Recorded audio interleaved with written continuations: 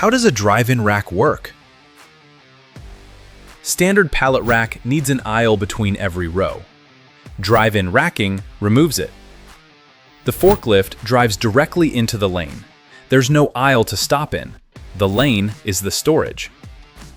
Pallets rest on 2 support rails that run the full depth of the lane.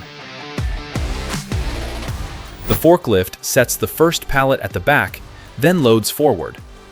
Every pallet goes in and comes out through the same opening. The last pallet loaded is the first one pulled. That's last in, first out. Lanes run 2 to 12 pallets deep.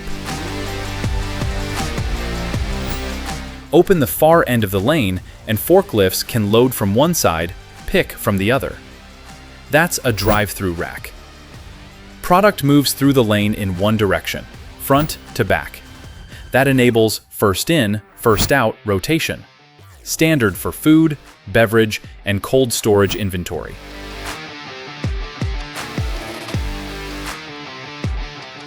Drive-in is the tightest fit. Drive-through trades a bit of that density for rotation. Your inventory decides which one.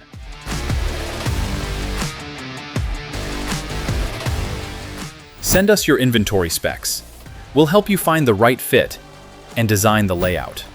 Contact Speedrack West.